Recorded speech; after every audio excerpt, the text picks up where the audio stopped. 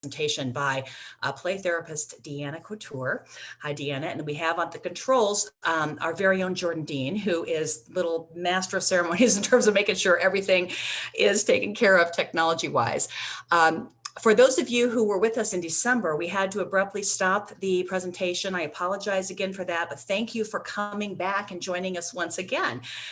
This is our second in our new Let's Talk webinar series. And a few housekeeping items before we get going. First of all, I'd like to let everyone know that we are actually recording today's session, and we hope to share that later, or plan to share that later on YouTube. So stay tuned for that. Also, everyone will be muted throughout the entire course of this webinar, but you will be able to enter information into the chat box, which will go to Jordan, and then Jordan will be able to kind of facilitate questions and things like that. And as we get started, if you don't mind taking a couple of minutes, enter your name, first name and last name into the chat box, if you would. And also, if you could just identify where you're calling in from. We'd love to know kind of what the reach is for these webinars. So please, if you can take a couple of seconds and do that, that would be fantastic. And I think I'm going to go on and just introduce Deanna, and we'll get right to it.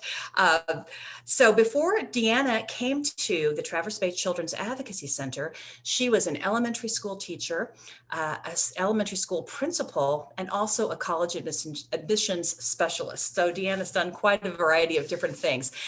She went on to get her Master of Arts in Counseling and from Spring Arbor University, and she serves as a licensed professional counselor and a registered play therapist at our center.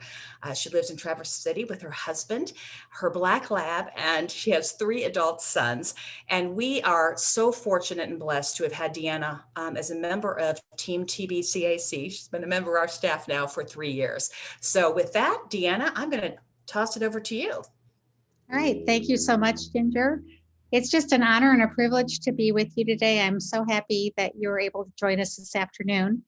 And I just am so excited to talk about something that I love to do with my clients. And I hope that perhaps you might get inspired to use it with your clients if you're a clinician as well.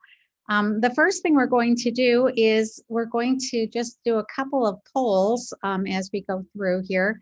And the first one is just, who are you? So Jordan is putting up the poll right now, the first poll, and we'll get to kind of see where you fall. I know you might fall into more than one of these categories, but pick maybe the best one.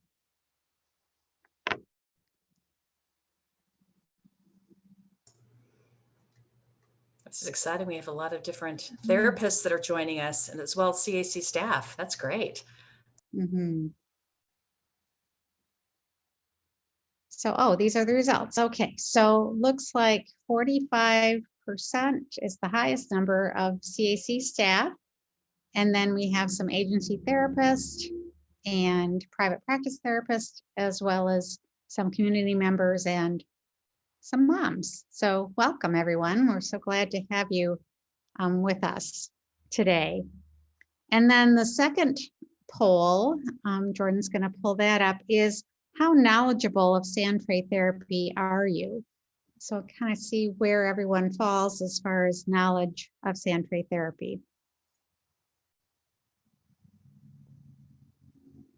Okay, so these are the results. It looks like about 52% is the biggest percentage, and those people are kind of unsure. And then 35% say they're not knowledgeable, and 13% are knowledgeable. So this is a real introductory course, but I'm hoping that by the end of our presentation, you'll have a little bit more knowledge. So thank you, Jordan, for getting those polls up. I appreciate that. So we're going to move right to our presentation here. And let's see, go to the next one. We have, being a teacher, we have some learning objectives. Can't have to have those. So by the end of this presentation, we hope that you'll be able to define Sandtray therapy and its use, identify different types of Sandtray scenes and how to process the scene, and then be able to understand the use of miniatures in the Sandtray, and be given an overview of essential Sandtray tools. So here are some pictures of some Sandtrays and the definition. So the definition is of Sandtray therapy is an expressive and projective mode of psychotherapy in which the client, in the presence of a trained Sandtray therapist, creates a world in the sand, drawing from an extensive collection of miniatures. So on the very left-hand side here, this was a Sandtray that we had at one time that was on wheels so that we could wheel it from room to room. And it had a top on it as well. The center shows all of the shelves of miniatures that I have in my office. You know, if you go to garage sales, you can really pick up a lot of these miniatures. So it's kind of fun. And then the Sandtray on the right is the one that I have now. That's just a large wooden Sandtray. You'll notice that the bottoms of the Sandtrays are blue, and that's so that when kids are using the Sandtray, they can dig down into the sand, and that can act perhaps as water. So that's one of the things that you look for in a Sandtray, is that you have that blue on the bottom of the Sandtray. Another type of Sandtray that we hope to get it eventually is a wet Sandtray. So that would have a plastic bottom, and you could put water in it, and the kids can use that to kind of build things up with the wet sand. And then these are just pictures of my playroom at the Traverse Bay CAC. So the picture on the far left is my desk, and then I have a puppet theater and a table that has some art supplies on it. The middle is a kitchen that I have all kinds of kitchen things inside, pots and pans and silverware and dishes and play food, as well as a dollhouse and some musical instruments. Lots of kids like to play with that. Then on the right-hand side, you can see that I have my shelves of miniatures behind the door, and I have a train set that kids like to play with. And then this next slide shows that I have just an area for seating if people want to sit down and just talk. And then an area with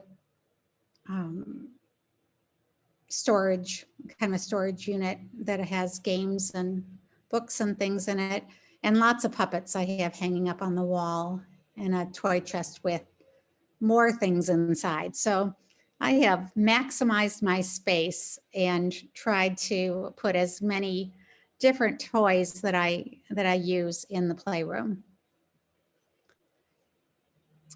But let's focus on Sandtray therapy, because that's what I use a lot. So the Sandtray itself acts as a container for the client's experience, and it activates actually the right brain, which is the nonverbal mode of thinking. So what is experienced then in a nonverbal way is brought into conscious awareness. And I've done a lot of Sandtray training, and it's funny, with adults, they'll sometimes say, oh, I don't understand why I picked this particular miniature. And then as they're talking about their Sandtray, then it kind of comes to their consciousness why they maybe picked that particular thing. So it's really interesting. Because the body and the mind are fully engaged when someone is doing Sandtray therapy, the experience creates neural pathways in the brain, develops new memories, and builds internal resources which can be called upon later in real world situations. So in kids, they don't even realize this, but they're actually using this experience to help them maybe solve problems, or, you know, get to the point where they can use it later on. And so Sandtray works because it offers a language of symbols when words are not enough. So it really is digging down deep into the subconscious. It invites the world of implicit memory to take symbolic form. So implicit memory is memory that we make before we're verbal. So it's the nonverbal. So between 0 and 2, you're building a lot of implicit memory during that time. And so the nonverbal part of your brain is being, is taking symbolic form here. It also provides a road around verbal defenses. So if you're working with a client that isn't very verbal, this is a great tool to use with them. And it also allows their pre-verbal pain to emerge through the Sandtray. And so who benefits from Sandtray? A lot of people think, oh, it's just for kids. It's really not. Anybody can do Sandtray. So we have children and adolescents, and they usually benefit from Sandtray because their intellectual, emotional, and linguistic development may not be adequate for them to present in words the complexity of their thoughts and feelings. So they'll use a Sandtray to talk for them. Adults who maybe intellectualize and avoid contact with emotion or have a history of trauma or over-verbalize as a defense to emotion. You might have had some clients, adult clients, who talk a lot, but they might be stuck in verbal therapy or are tense and anxious or have trouble articulating their thoughts and feelings. They're really going to benefit from Sandtray therapy because they will be able to work through some of that, stuckness that they might have when just talking about things. So couples, groups, and families can also benefit from Sandtray therapy by working together to create a Sandtray, and they can learn more about each other's feelings and thoughts. And they can use the Sandtray scenes to problem solve issues within the couple, group, or family. So I've had families do Sandtray, and it's really interesting when they do that and what they come up with and how they maybe pick a particular miniature to express one of the family members and then talk about that. And so when you begin a Sandtray experience, the client has to know, think, and feel safe, both emotionally, psychologically, spiritually, and physically. So Carl Jung talks about free and protected space. So the therapist during the Sandtray building is fully present. The interaction between the therapist and client can be verbal or nonverbal.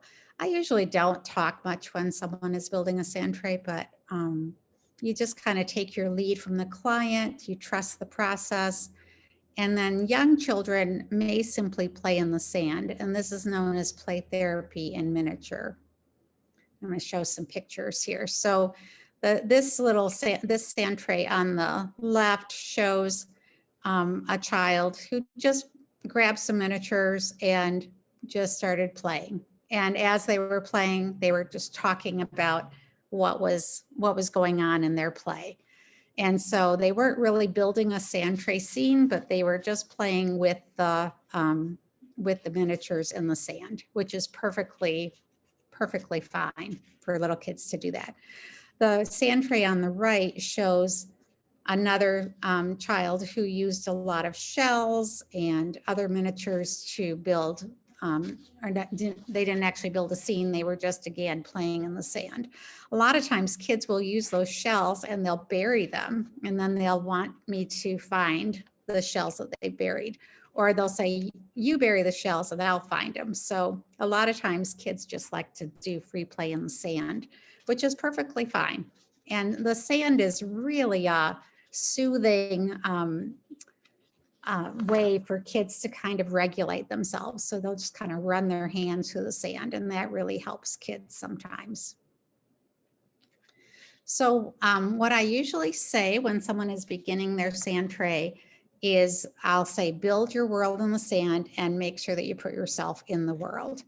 And then at the end, I'll ask them to title their Sandtray and identify the overwhelming emotion. Is it a warm Sandtray, angry, peaceful, conflicted? What's the emotion? And so Sandtray work is non-directive. The client chooses what gets made in the Sandtray and the meaning attached to it. Therapists should not make assumptions about the meaning and ask the client what certain things represent. So you don't ever jump to conclusions. You just simply ask the person what it means.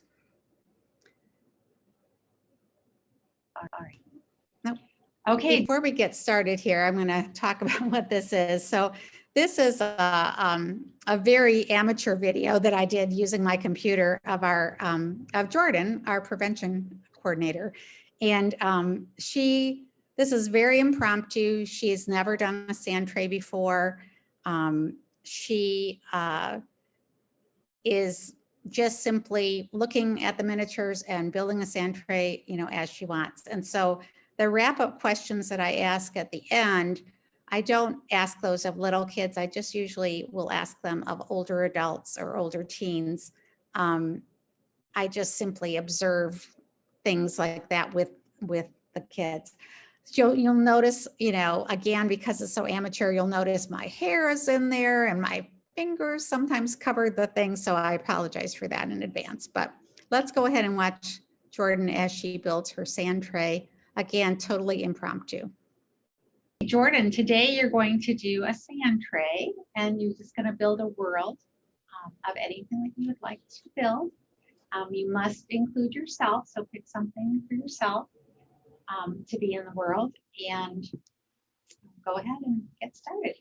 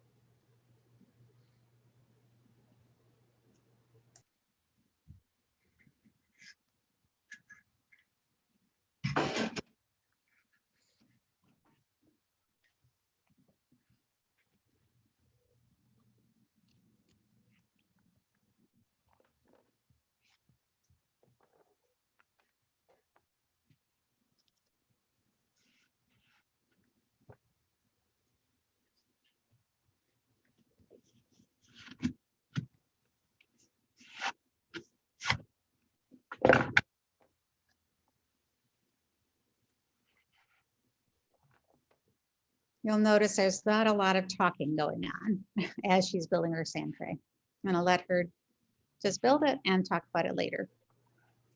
Can I ask a quick question, Deanna? As your clients are doing that, what are you thinking as that's happening? I'm just kind of watching where she's placing things, what she's using. So just curious about what's happening, what she's building here.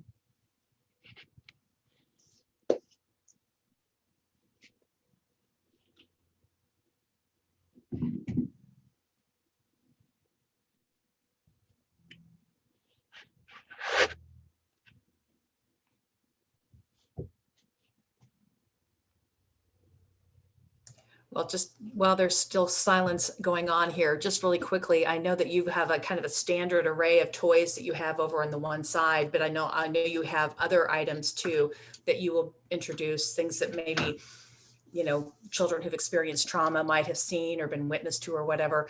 And you're probably going to talk about that later on too, but I mean, at what point do you bring those out for kids? Well, I didn't, I think I showed Jordan where those were, but she elected not to use anything from the small miniature bag that I have. So she's just using things off the shelf here.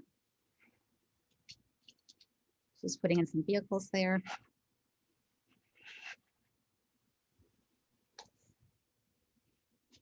Are you all done, Jordan? Yeah.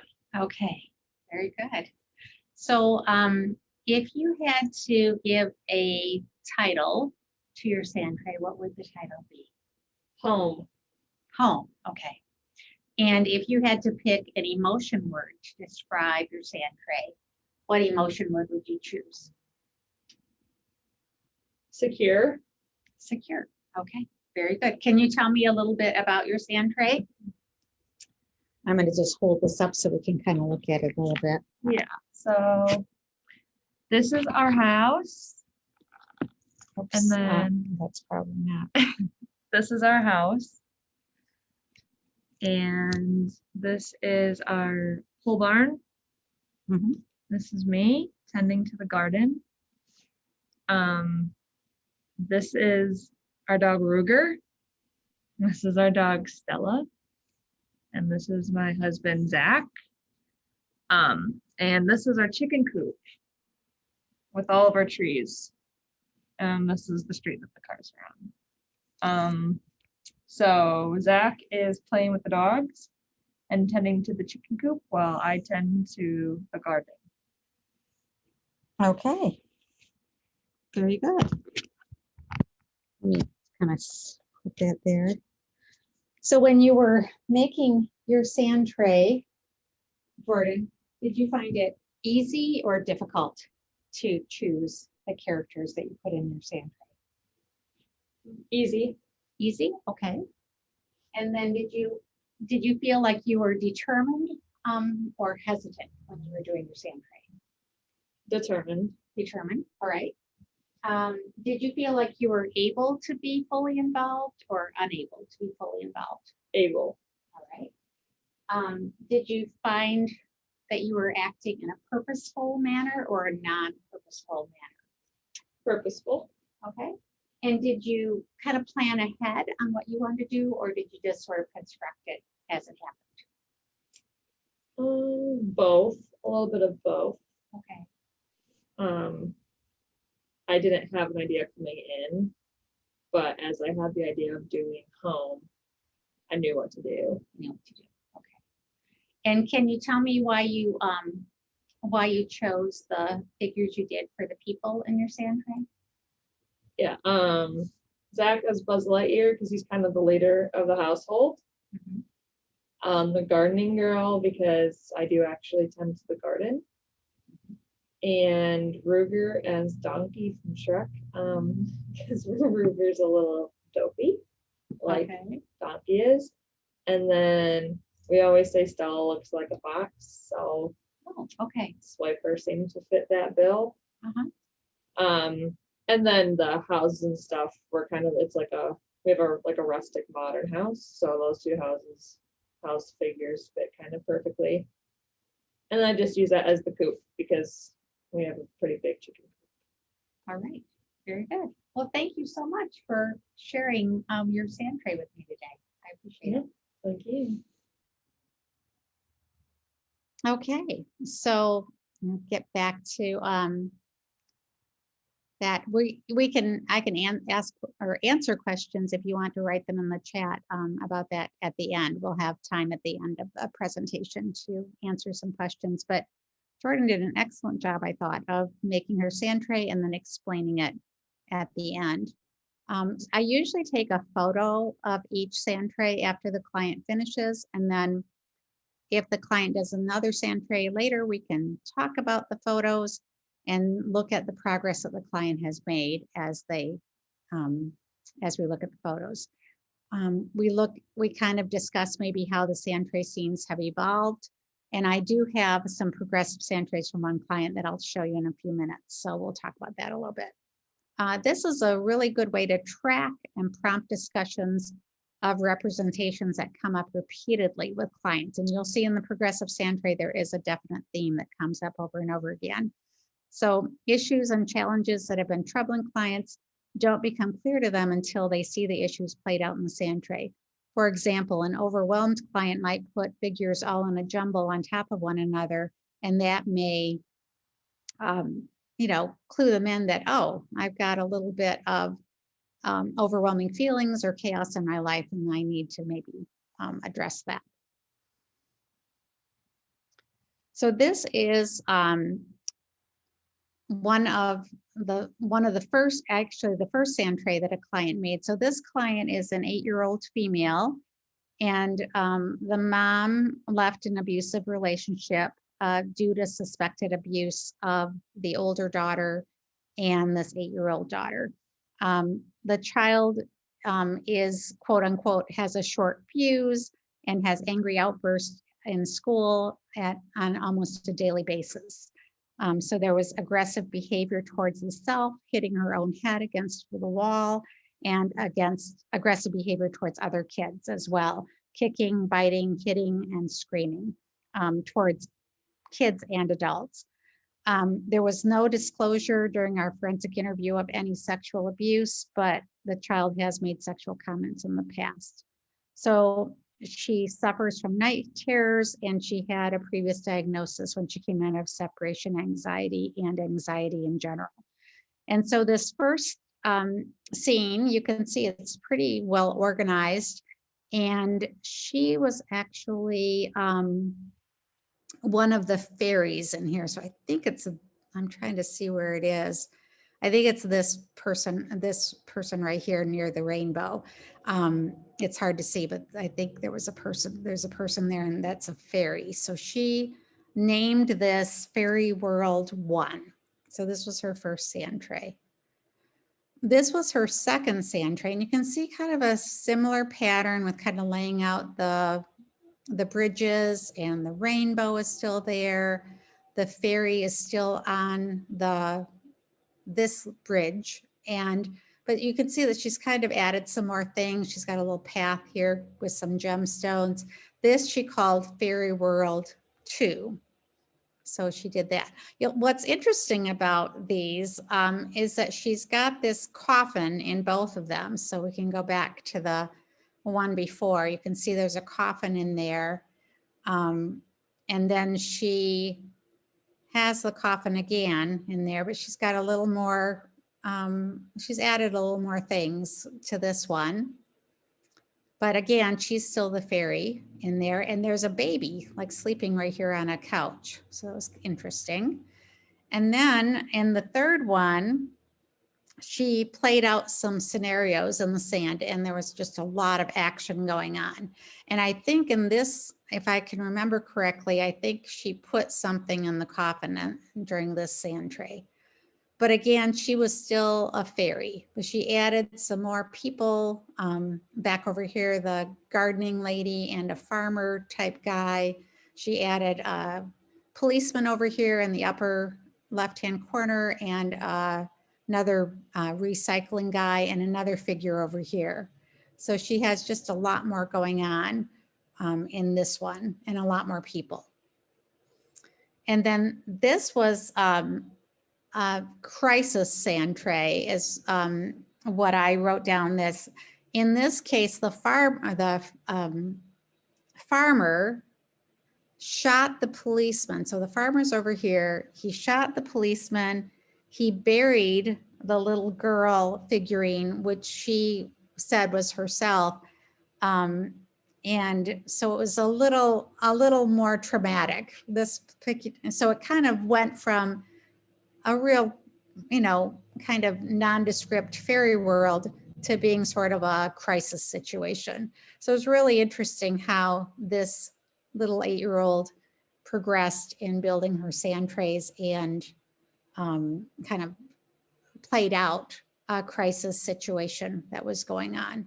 So it gave me a lot of insight as to what she was thinking about and going through at the time. These are the questions that I asked Jordan when she was doing at the end of her Sandtray. I don't ask them of children. I just look and see if the process was easy for them or difficult, if they were determined or hesitant in building the Sandtray, if they were able or unable to be fully involved. Most kids are pretty, sucked into the process, so they're pretty involved, but I check for that. I check to see if they're purposeful or non-purposeful in how they place the miniatures in the Sandtray. And then I also look to see if they look like they're kind of planning ahead or constructing as it happens. You'll notice when Jordan was picking out her miniatures, she really took her time and looked through the shelves and really picked what she wanted to pick for each of her people and dogs in her Sandtray. And so when you're looking at the Sandtray, you kind of can look at what how the Sandtray is organized. So an empty world is where 2/3 or more of the Sandtray is empty. And this may signify that the client feels that the world is unhappy or empty. I'm going to jump ahead real quick. And here are some pictures of some Sandtrays that show this, where 2/3 or more of the Sandtray is empty. And it may, like I said, show that they're feeling like the world is an unhappy, empty place. The next one is an unpeopled world where there's no people. And so this may show that the client has a wish to escape or an expression of hostility towards people. Abused children often build this type of world to escape it. Soldiers are actually not considered people because they signal aggression. So I'm going to jump ahead and we can look at the unpeopled world. So in this Sandtray over here, there's just a lot of little dinosaurs, some fences, and some other things. The one in the middle, this one was really interesting. It had a lot of insects, reptiles, snakes, things like that. And then this one on the right was just some animals actually fighting against these military people. So there were some soldiers and some, I think there was like a helicopter and stuff on that side. So those are that's the unpeopled world. And then a closed fenced world, most miniatures are found within the fences. It may signal self-protection, compartmentalization, or closing yourself off from others. So you're either closing the dangers out or you're keeping them in. It may signal that the client has a fear of inner impulses and a need for external control. And so we're going to jump ahead and look at that. Lots of kids actually use the fences. So fences is something you definitely want in your set of miniatures, and maybe different kinds of fences. So you can kind of see how this one right here on the bottom left is kind of interesting because I put all of the miniatures, as many as they could, inside of, I think these are the same pictures here, the one in the top, middle, and the bottom. But you can see all the miniatures are really inside the fence and kind of keeping things out. And you'll notice the client where I did the progressive Sandtray, she put the coffin inside of a fence. So that was interesting. And then another type of Sandtray is the rigid world. And this is rows of geometric pattern. It might show that there's an extreme need for order, often a reaction to a chaotic world, perfectionism, or self-control. And it's interesting when our interns come in, I usually have them do a Sandtray, and most of the times rigid world is what they come up with. And I think it's because they're in school and they're kind of perfectionistic when they're in school. They're trying to do a good job and all of that. So it's interesting. We kind of laugh about it. But here are some examples of some pictures of the rigid world. And you can see, like on this side, there's two, definitely on the bottom right, there's definitely two different sides here with the bridge in between those. Over here, there's the fences are kind of separating the two sides of this world. So there's just a lot of order and keeping, things in a certain way. Disorganized world is another type of Sandtray. This is really chaos. So it shows the client's inner confusion or chaos in their own world, their inability to maintain self-control. So I'm going to show you that one right here. In the one on the left, the client made a Sandtray and then decided to just make it chaos, make it turn everything over. So it was interesting that this client ended up causing chaos in their own sand tray. The one in the middle here, you can see it's got a lot of stuff in it. It's really interesting how much is in there, sort of organized, but also chaotic. And then this one on the right is pretty chaotic as well. I remember this client saying that these people on one side of the fence were trying to get in and weren't able to. So it was kind of a situation where they felt helpless and not able to maybe move forward with what they wanted to do. And then the last one is an aggressive world. So battle scenes, wild animal attacks, car crashes, etc. So the client may be internalizing anger. If they build this quite often, you might want to check for possible domestic violence in their family. And we'll look at that one. So this one on the far left, the client said they were this is kind of a mythical horned type creature right here. And you'll notice that all of the animals, the snake, the dinosaur, everything's kind of going towards him. So that was an example of an aggressive world. This one shows a battle scene. You can see the two sides lining up against each other. And in this one, again, we've got the large dinosaur and some other animals attacking the person. So that's showing some aggression.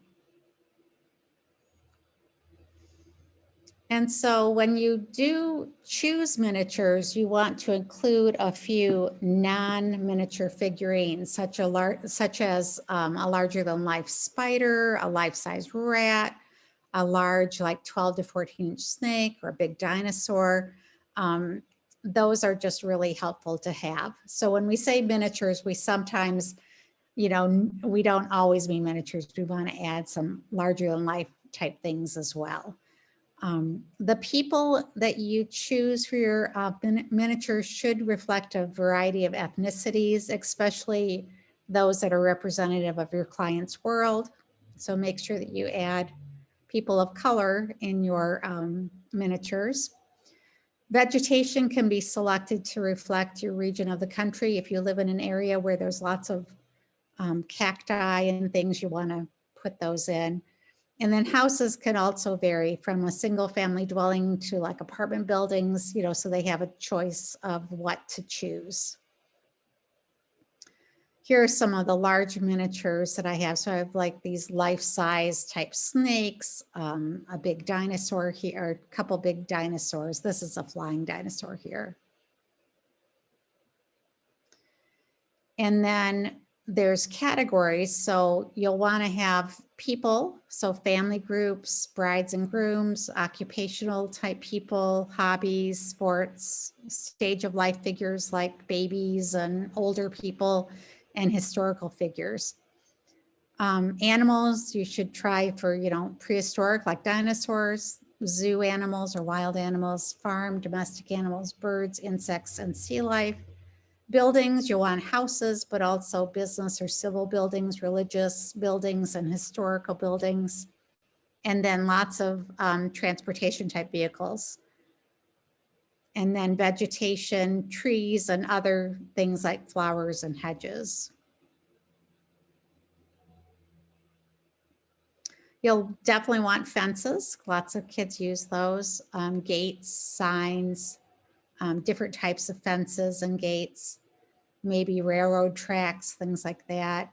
Natural items are always good. The kids really like the seashells and adding rocks and vegetation and trees.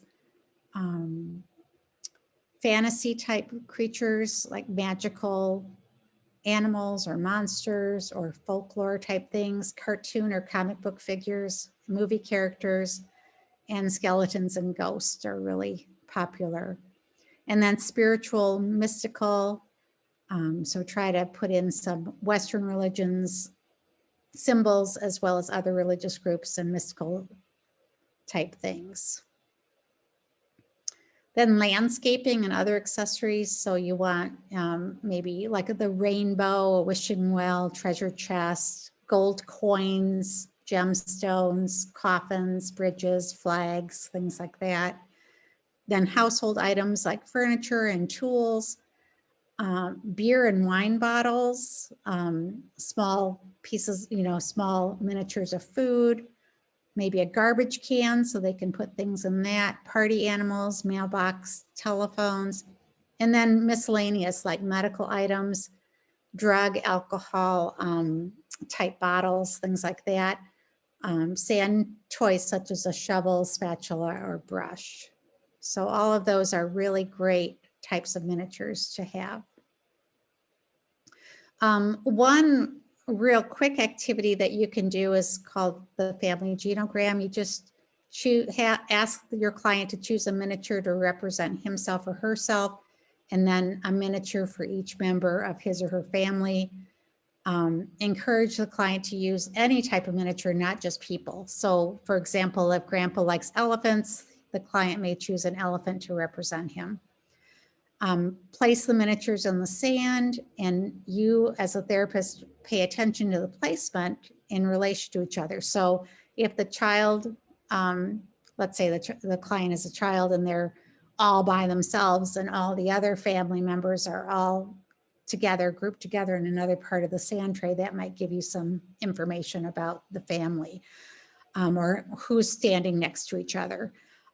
Ask the client to tell you about the Sandtray and explain why he or she chose the miniatures for each family member. So when Jordan was doing her Sandtray, I asked her to explain why she chose what she chose for each person.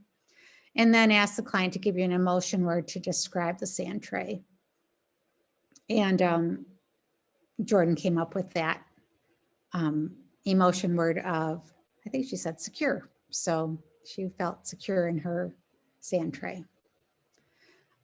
One thing that, since we're all virtual now, it seems like that there's a really neat free online Sandtray by Dr. Karen Fried, and you just go to www.onlinesandtray.com. And I built this Sandtray, but you can probably tell what that's all about with the coronavirus going on right now. So just kind of a fun way. And you can actually print these off and put them in the client's file so you can kind of keep track of what they're doing. So these are my resources that, some resources that you can go to find miniatures if you're interested in looking. I use a lot of things from all of these places. And then the Michigan Association of Play Therapy, I'm a member of that, as well as the Association for Play Therapy, and they've got some really great resources on those that you can go to. And these are my references. And we're going to go back to the beginning, and we can go to our next poll, or our last poll, I should say. Kind of revisiting what we were asking earlier, right? Yeah. So now after you've heard Deanna's presentation, kind of how do you feel? Do you feel more knowledgeable? Still kind of questionable? Kind of a combo platter? Well, good. Okay, wonderful. Look at these results. Wonderful. Yeah, that's great. That's Awesome. great. So Thanks, everyone. 90% are knowledgeable, 10% still unsure, and that's okay. All right. And so I'm going to go back to the very beginning, and we'll just have Jordan, if there were any questions that came in the chat box, if you could maybe read those, and then you got a lot in there, so I gotta scroll through them. Okay. Oh, okay. All right. Great questions, everybody. I tried to respond to as many of you as I could as they were coming in. They're coming in quite quickly. So Susie asked, if a client narrates their building/work in the tray, do you engage or try to minimize your comments and questions? Okay, so the question was that, do I comment right then as they're commenting, or I guess I didn't understand. Yeah, so if a client is narrating while they're building their Sandtray, do you Mhm. engage or try to minimize your comments and questions? I really try to minimize those. I don't do a lot of talking because I want them to really concentrate on building the sand tray. And so I don't do a lot of comments at that time. But if they're asking a question or they're trying to engage me in conversation, then of course I talk to them. But I try to keep it as kind of keep it quiet so that they can really focus on what they're doing in building the sand tray. And another question from Summer. Does Deanna ask the same prescribed questions at the end of each Sandtray, or does it vary with each client? I usually ask, I ask to give a title for the sand tray and also give an emotion word for the sand tray. And then I have them describe the sand tray. So yes, I do the same thing pretty much each time. But as far as the questions, when I ask Jordan those questions, I don't ask those of kids. I just ask them usually of adults. And Whether it was easy or difficult, those types of questions, I wait and just ask those of adults. from our very own Mary Jo, how much time is there between Sandtray sessions? So when they do a Sandtray again, how much time is there between those sessions? Oh, they can do a sand tray every time they come in. So there's no they can just choose to do a sand tray every single time. It's always available. And kind of going with that same type of question, Kristen asked, do you ever show kids their previous Sandtrays before creating another one in a session? I don't, but I will, like I told, as I mentioned, I do take photos. And so after maybe like the third or fourth time, we might sit down and look at those photos of their sand trays and kind of examine how they've changed and, how, if there's any differences in them. You touched on this question a little bit, but I want to ask it again anyway because it is a little bit different. From Laurel, she asked, do you typically have the child complete a sand tray each session, or do you like to incorporate other types of play between the sand tray sessions? Yeah, they can choose whatever they want to do. I do client-centered play therapy, so they get to choose what they want to do every single time they come. A couple more. I'm telling you, we've got a lot of people really like this. Oh, I'm so glad. I'm so glad there were so many questions. Great. So Barbara asked, how often do clients bury symbols and miniatures in the sand? And what could that mean? And how do you address it in therapy? Okay, so lots of times people bury things. So it's interesting. I remember I was in a training one time and this adult that was in the training with me, she kept burying this figurine and she couldn't figure out why. And then she's like, oh, that's my ex-boyfriend. So it's like, okay, it makes sense, right? Your ex-boyfriend needs to be buried. So it was kind of interesting when she thought about it, like she couldn't understand why she was doing it. But then as she thought about it, she was like, yeah. But kids will bury things. And I usually will, if they don't tell me what that miniature is, I'll ask them about it. Like, oh, what's that one that's buried in there? And then they might say, oh, that's, so-and-so. Maybe it's a person that they don't like and they want to bury that person. So it's interesting. Kind of brings up some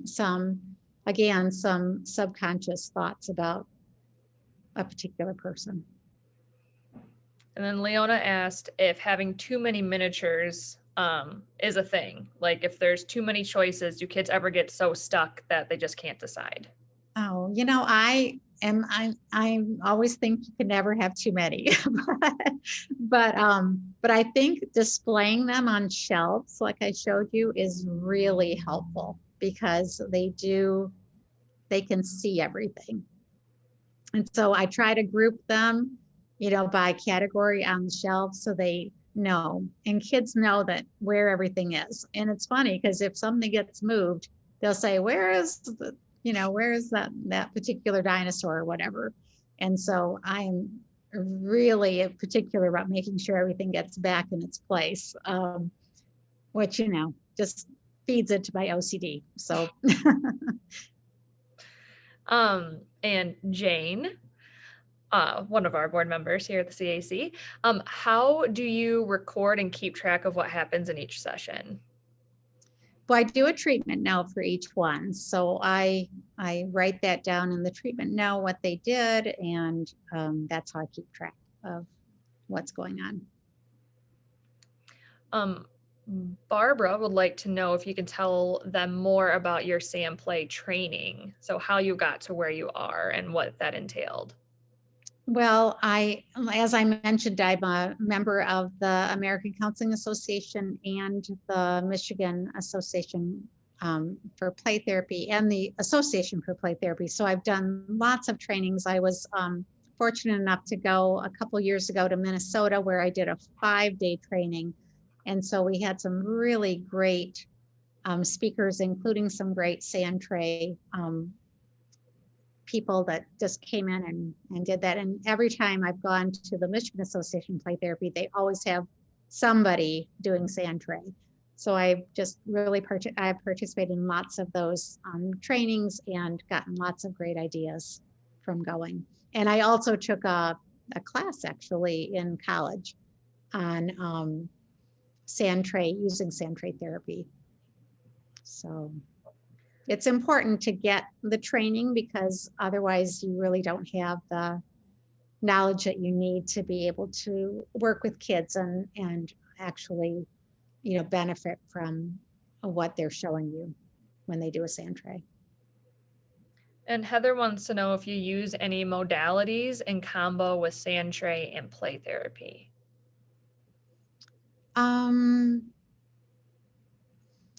I do trauma-focused CBT, so that's something that we use because we have lots of traumatized clients, obviously, that we work with at the Children's Advocacy Center. But basically, trauma-focused CBT. I'm do a little bit of filial play therapy, which is involving the parent in the session, and yeah, I do whatever the client needs. So if they need a particular type of therapy, that's what I try to provide.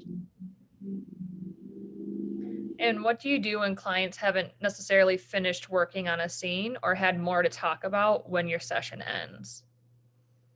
That is a great question. I always give them, like, you've got 5 more minutes, that helps. But with the Sandtray, I can always get a picture of it, and then they can come back the next time and we can look at the picture and they can set it up if they're not quite finished, and then they can continue working on that Sandtray. So taking a picture of it is really important to help them to see where they need to place things the next time to continue working on it. And Amber said you mentioned a bag of miniatures that you showed me during our session of creating a Sandtray. And is there a reason those are kept separately from the wall of miniatures that I actually ended up choosing? Yeah, they're just too small. So things like the gemstones and little tiny like food items and little tiny bottles, like alcohol type bottles, those are all in a bag, and they're just too tiny to put out on the shelf. But I always show them to people so they could use them if they want to. Deanna, do you have those kind of grouped though too? I know that you've got like things that children, again, who might have gone through something that's traumatic, like you've got handcuffs, you've got guns, Right. you've got things like Yeah, that. the handcuffs are tiny, so they're in that bag, that Ziploc bag. So it's just kind of a mishmash. I'll let kids dump them out and go through them if they want to do that. It doesn't take long to pick them up, but yeah, it just gives them a chance to use some tiny things as well. We've got 2 more questions. So Okay. All right. one more from Barbara. What if a client gets stuck like in their head replaying similar scenes for multiple sessions? So like they're recreating the scenes basically every session. Yeah, that is a great question, Barbara, because we want kids to move on and heal from their trauma. So you don't want them to be stuck. You want them to kind of to move forward. So what you can do is, I always ask these what if questions, like, oh, I wonder what if, like, that guy didn't shoot, like if we go back to the progressive one, what if that farmer didn't shoot that police officer? I wonder what would have happened then. So you kind of give them maybe a way to think about it a little bit differently, and it hopefully will kind of urge them to move on and kind of think of a different way of solving the problem, because we don't want them to be stuck, for sure. And the last question from Catherine, is it possible to use this for CPD? And can you actually tell me what CPD means? Yeah, I don't know what she means by CPD. Can she put that in the chat box, maybe? Yeah, Catherine, if you're still on, if you don't mind putting that in. Continual professional development. Oh, okay. So she wants to know, what was the question again, Jordan?